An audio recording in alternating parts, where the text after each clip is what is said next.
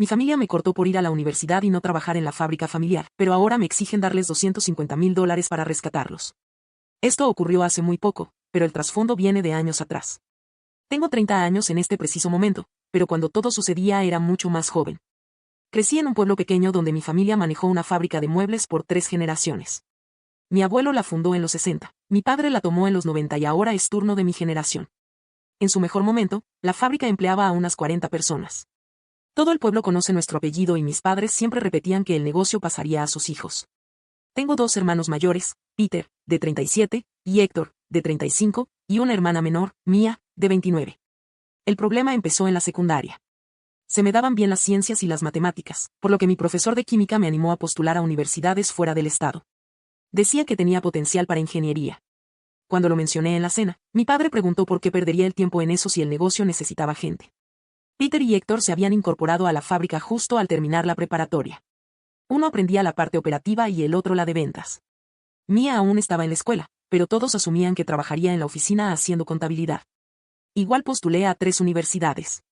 Me aceptaron en las 3 con becas parciales. Una era una universidad estatal a 6 horas, con un buen programa de ingeniería. Se lo conté a mis padres en marzo del último año. Mi padre pasó 2 semanas sin dirigirme la palabra. Mi madre me tachó de egoísta porque me recordó que Peter había renunciado a jugar béisbol en la universidad para quedarse a trabajar. Me preguntaba una y otra vez por qué yo era distinta, por qué me creía mejor que ellos. Mis hermanos tampoco eran demasiado buenos conmigo. Héctor pensaba que yo me creía una genio que era demasiado lista para el trabajo manual. Peter aseguraba que volvería arrastrándome cuando descubriera que el mundo real era más duro que los libros. Mia no decía mucho, pero dejó de sentarse conmigo a desayunar. Mi abuela, la madre de mi padre, me acusó de ser una ingrata con la familia. 3 generaciones habían construido algo y yo lo tiraba por un papel. Mi abuelo llevaba 5 años muerto, pero aseguró que él estaría avergonzado. Me gradué de la preparatoria y había ahorrado de un trabajo de medio tiempo en el súper. Mi profesor me ayudó con lo de los préstamos estudiantiles. Mis padres no fueron ni a mi graduación.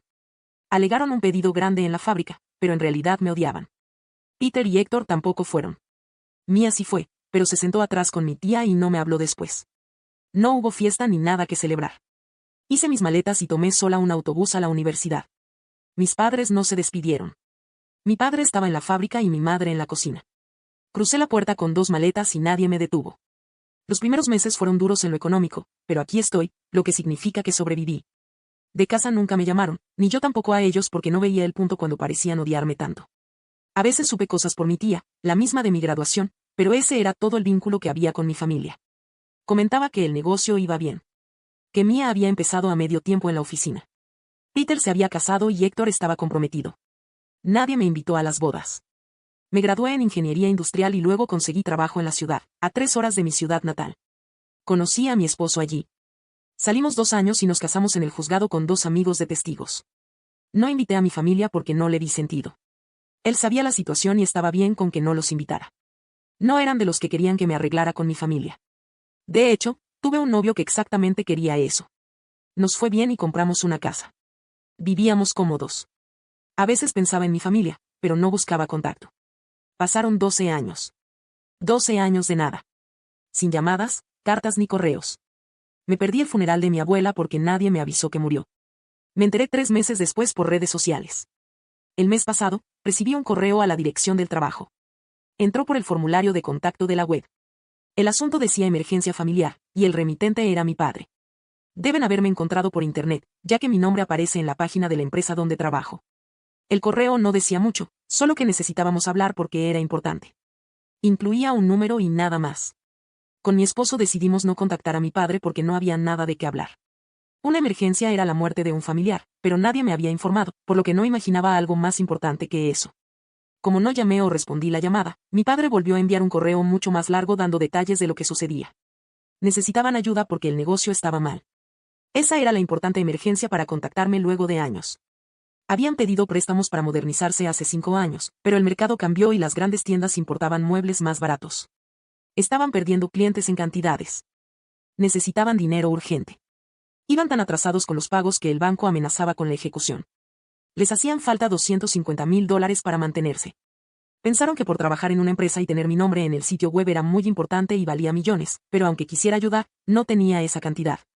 Más tarde, mi esposo me ayudó a confeccionar una respuesta.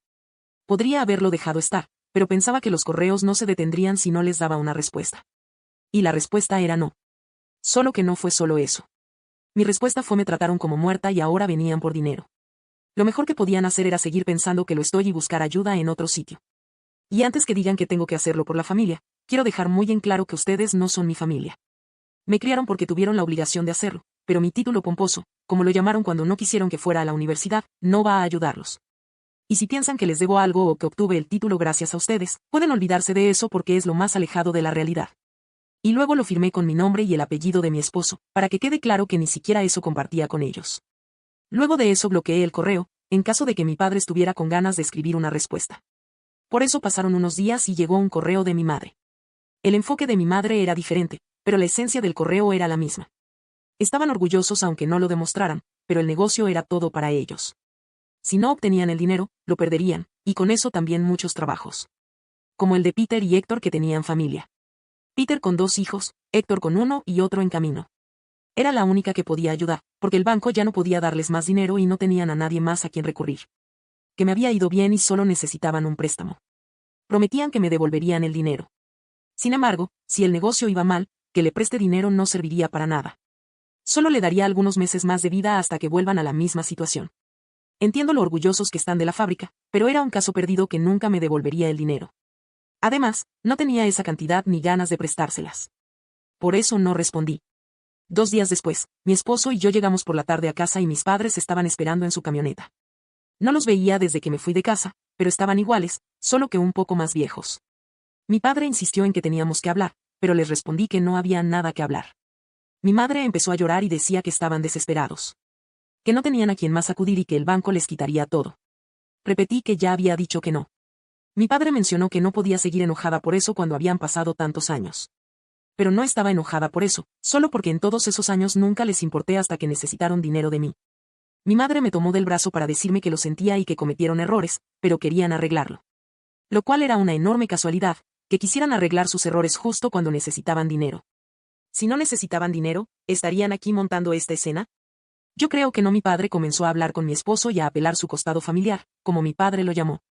Pero él dijo que la palabra familia era muy grande para ellos cuando solo eran un grupo de interesados por el dinero. También les advirtió que se fueran antes de llamar a la policía. Eso fue suficiente para que se marcharan. Eso fue hace 3 semanas. Desde entonces, también recibí correos de Peter y de Héctor. También creían que tenía la obligación de ayudar porque era parte de la familia. 5 minutos atrás no era parte de la familia, pero en cuanto necesitan dinero, ¿me necesitan? Así no funcionan las relaciones. También me escribieron personas casi desconocidas a mi teléfono, amigos de mis padres con los que nunca tuve trato. Más precisamente, amigas de mi madre. Señoras de mediana edad que se quejan de que soy una infantil y que me falta educación porque esta no es la forma de tratar a unos padres, que mi actitud es muy tonta. Bueno, espero que a estas mujeres no se les muriera la única neurona que tienen, porque estarán en problemas. No entiendo cómo puedo ser la mala por no querer ayudar a personas que solo me necesitan por dinero.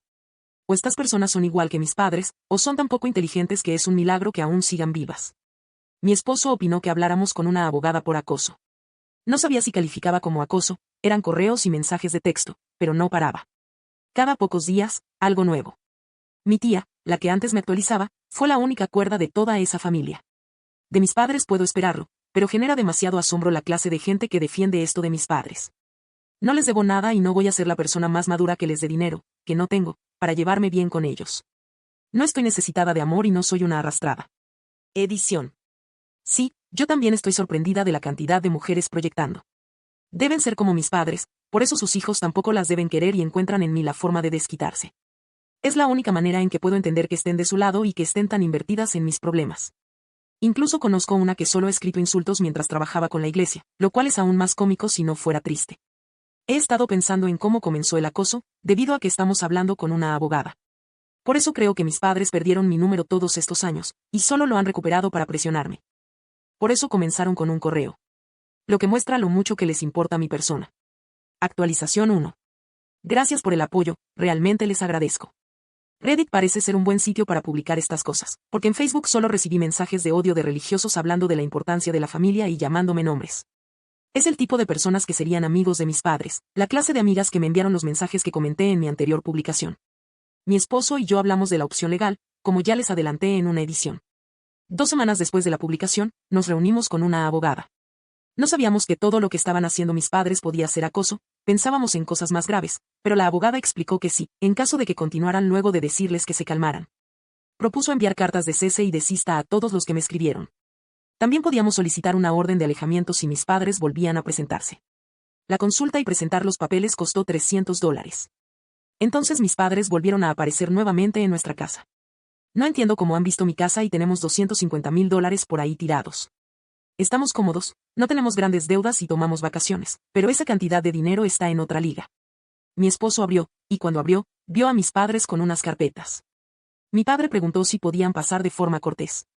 Mi esposo se negó cortésmente, pero no podían estar allí y era un incumplimiento de nuestro pedido de cese y desista.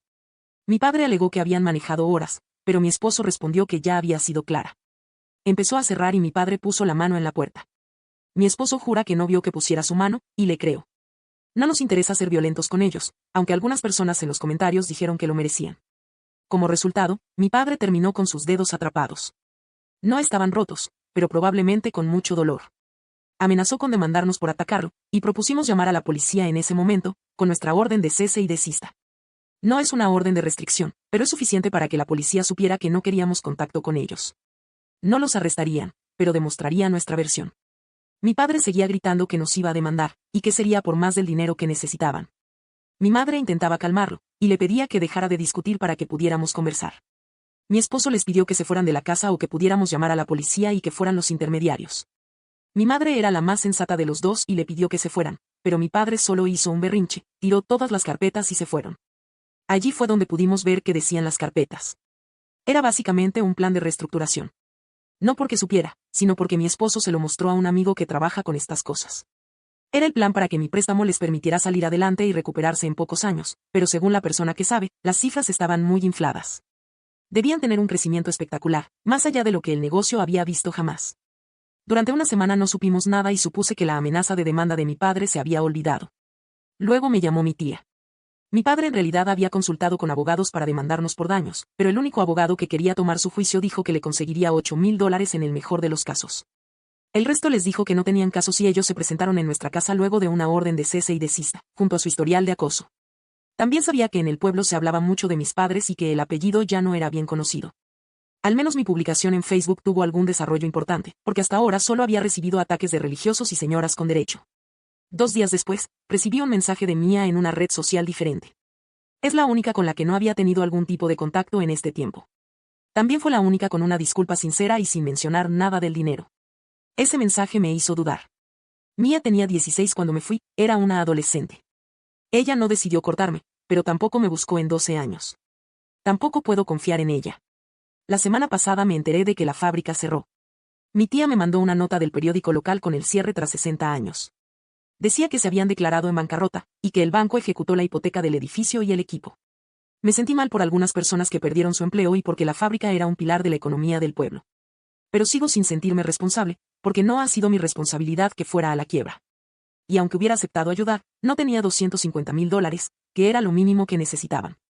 Según el plan de rescate de las carpetas, los $250,000 le asegurarían una línea de crédito, lo cual era bastante dudoso según el experto. Eso era absolutamente lo mínimo. Citaban a mi padre, hicimos todo lo posible, que creo que incluye acosar a la hija con la que no tuvieron contacto por años. De todas formas, la gente ya lo sabe. No he sabido de mis padres desde que salió el artículo. Tampoco de Peter ni de Héctor. Edición. No me siento culpable por esto porque no había nada que pudiera hacer. Mis padres pudieron hacer mucho, como enviar a sus hijos a la universidad para que regresen conocimientos en el negocio familiar. En su lugar, alejaron al conocimiento y este es el resultado. Tampoco quiero festejar por eso, ya que, aunque mis padres y mis hermanos se lo merecen, había otras personas que no. Mis sentimientos van hacia ellos, que son las verdaderas víctimas. Y no, mis conocimientos no hubieran ayudado. No puedes simplemente arrojar a alguien con un título universitario y resolver cualquier tipo de negocio. Actualización 2. El silencio no duró. Empezaron otra vez los correos. Pero en lugar de pedir dinero, me responsabilizaban de todo lo ocurrido tras el cierre. El primero fue de Héctor. Contaba que él y su esposa tuvieron que vender la casa. Que sin el sueldo de la fábrica no podían con la hipoteca. Se mudaban con los padres de ella y sus hijos cambiarían de escuela. Me culpaba. Según él, si yo hubiera ayudado, nada de esto habría pasado. Elegí el dinero por encima de la familia y ahora sufrían sus hijos.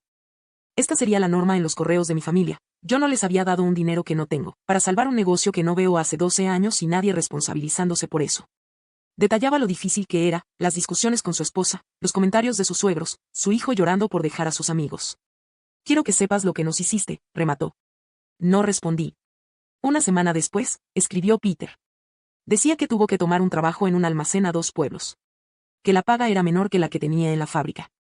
Que su esposa volvió a trabajar aunque el menor tenía 6 meses. Que iban justos, que la guardería es carísima, que apenas llegan a fin de mes. Mientras tanto, yo vivía cómoda. Luego llegó otro de mi madre para decirme que nuestro apellido en el pueblo estaba arruinado. Que no solo tenían la vergüenza de quedar en la ruina, sino también por el acoso. Mi padre casi no salía de casa y tuvieron que vender la camioneta para pagar deudas. Iban a perder la casa si no se ponían al día. Tuvimos que regresar con la abogada porque, pese a las cartas de cese y desista, seguían con contacto, era acoso. Podíamos presentar una queja formal. Inició el papeleo lo antes posible. Tardamos 2 semanas en presentar. 3 días tras la notificación, recibí un correo de mi padre. Asunto, tenemos que llegar a un acuerdo. Proponía que ellos dejaran de contactarme si yo retiraba el proceso. Alegaba que ir a juicio les costaría dinero que no tenían, por eso firmarían un acuerdo de no contacto si yo desistía. Para mi esposo sonaban asustados y quizá no podían pagar abogado. El consejo de la abogada fue simple: evitar el tribunal siempre es una buena idea. Ella podía redactar un acuerdo de no contacto legalmente vinculante. Si lo violaban, podríamos demandar sin otra audiencia. Eso nos ahorraría dinero y nos daría mucho dinero en caso de una violación del contrato. La abogada propuso una cláusula elevada y ellos estaban motivados a firmar. Elegí el acuerdo. La abogada lo redactó, mis padres, mis hermanos y mía no podían contactarme de ninguna forma. Nada de correos, llamadas o cartas. Nada de aparecerse en mi casa u oficina. Tampoco mensajes por terceros. Si lo violaban, podía llevarlos a juicio y perderían automáticamente. Ellos tenían que pagar su propia asesoría para revisarlo, yo no les pagaba nada. Yo solo retiraba la queja luego de que firmaran. Tardaron 2 semanas en responder. Al final firmaron todos. De eso hace 6 semanas. No he sabido nada de ninguno de ellos, ni de otras personas relacionadas. Bueno, mi tía, pero no me escribió para hablarme de su parte. Busqué la casa de mis padres en el sitio del condado. Sigue a su nombre, aún no la pierden. De mis hermanos no sé nada. Actualización 3. Han pasado 4 meses desde que mi familia firmó el acuerdo de no contacto. No se han comunicado ni una sola vez. Espero que esto perdure en el tiempo y no sea solo un espejismo. Mis padres vendieron la casa o fue subastada por el banco. Al menos en los registros no aparecen más sus nombres. Solo lo revisé luego de que alguien me pidiera actualización sobre el asunto. Mi tía podría saber más, pero tenemos un proceso legal que no quiero que ellos incumplan debido a mi curiosidad o la de ustedes. Si llego a saber algo más de forma casual, tal vez pueda traerla, pero no me pidan que busque información. Mi hermana Mía se fue del pueblo. Se mudó con su esposo y su bebé. Esto es lo que sé, a su esposo nunca le han gustado mucho mis padres, no sé por qué, ya que nunca lo he conocido, pero esta ha sido la oportunidad de alejarse de mis hermanos y aún mucho menos. No sé si mi familia intentará contactarme otra vez. El acuerdo dura 5 años por cuestiones legales que escapan a mi mente de ingeniera. Queríamos que durara más tiempo, pero ese era el máximo para este tipo de acuerdos. De todas formas, es mucho tiempo. Y a menos que mi familia necesite dinero de mí, volverán a olvidarse como lo hicieron antes de que todo comenzara. Edición. Si yo comienzo a preguntar cosas, ellos pueden usar eso como una forma de contactarme sin romper el acuerdo. Por eso prefiero no hacerlo, no quiero traer todo eso de nuevo a mi vida. Si alguien me cuenta qué sucede en sus vidas, es diferente. Pero el único punto en común con mis padres ahora es mi tía y no creo que lo haga. Lo siento si las personas quieren más, pero espero que entiendan el dilema legal en el que estoy.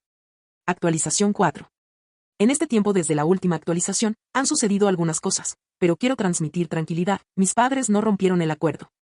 Todavía le quedan 2 años y no creo que vayan a hacerlo. Esto tiene que ver con mi hermana, y en parte, esta es su historia y no la mía. Tengo su permiso para contarla. No abrirá una cuenta para escribirla. Sé que muchos tenían sus dudas sobre Mía, yo también las tenía, pero lean lo que ha sucedido. El resumen es que Mía no solo se fue del pueblo, también los demandó.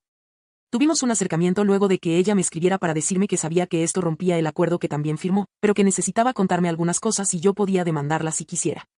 Eso me llamó la atención, porque mis padres no harían lo correcto sabiendo que podría demandarlos. No lo he hecho, pero esta es la información que mi hermana me entregó y que ustedes sabrán apreciar. Mi hermana trabajó en el negocio familiar desde antes de terminar sus estudios. Mis padres querían que su esposo, en ese entonces novio, también se uniera, pero él prefirió seguir su propio camino. Había algo que no le gustaba al esposo de Mía y prefirió evitar meterse en negocios familiares. Mía ha sido la contadora no oficial.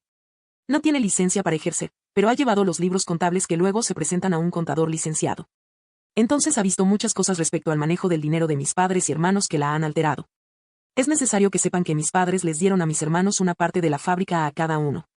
Mi hermana, con los años, vio cómo mis padres y mis hermanos tomaban dinero de la empresa como si fuera su propia cuenta bancaria. Según ella, todos tenían un salario fijo, pero ellos tomaban las ganancias libremente y no ahorraban nada para tiempos malos, como eventualmente sucede con cualquier negocio. De hecho, siguieron tomando dinero hasta que el negocio cerró. Todo esto podría haberse evitado si hubieran sido más responsables con el dinero. Las familias que quedaron sin trabajo y los hijos de mis hermanos tienen a alguien a quien culpar. Mis padres o mis hermanos simplemente sacaban dinero de la empresa cuando lo necesitaban. ¿Vacaciones de última hora? Lo paga la empresa. ¿Cambiar el coche? Más fondos de la empresa. Hasta que no hubo más y cerraron las puertas. Mi abuelo amaba esa fábrica, la creó con sus propias manos, nunca mejor dicho, desde cero. Hacía los primeros muebles desde su casa y luego se expandió hasta su mayor apogeo, que fue antes de que muriera. Pero mis padres nunca fueron a la universidad, tampoco mis hermanos, y no estaban capacitados para el trabajo. Mi abuelo tampoco asistió a una, pero conocía el valor del trabajo. No sé qué tanto sabía de estas cosas mi abuela. Eso fue lo que mi hermana usó para demandar. Como socia del negocio familiar, demandó a mis padres y hermanos por malversación de fondos. Y ganó, aunque fue una demanda considerablemente larga, ya que tardó casi 2 años en resolverse. Eso es lo que ha estado pasando a mis espaldas, hasta que ella pensó en contármelo. Fue después de mudarse, porque no querían estar cerca de ellos mientras los demandaba. Incluso sufrió acoso de su parte, porque no querían ser demandados mientras se quedaban sin la gallina de los huevos de oro. El acoso fue muy similar al mío, con llamadas y correos todo el tiempo. Hasta que mi hermana se cansó de ellos y obtuvieron una orden de alejamiento. Pero solo tras la visita de uno de mis hermanos, que terminó con el esposo de Mía teniendo una pelea física con él. Mía ganó la demanda, pero no pudo recuperar demasiado de lo que pretendía. Ninguno de ellos tenía dinero y vivían por encima de sus posibilidades. Mis padres tenían una segunda hipoteca sobre la casa, solo porque pensaban que podían pagarla con el negocio. Ya tenían varios pagos incumplidos cuando cerró y el banco la ejecutó. Mi hermana también sabe que Héctor se divorció, pero Peter sigue casado. Mis padres también permanecen juntos, pero se han mudado del pueblo. Peter aún vive allí, pero Héctor se ha mudado tras el divorcio. Esas son todas las cosas que Mía me ha contado luego de retomar el contacto. Por ahora, solo es a través de nuestros teléfonos, porque vivimos a varias horas de distancia. Si te gustó, comenta qué hubieras hecho tú en esta situación, déjame un like y suscríbete para más historias.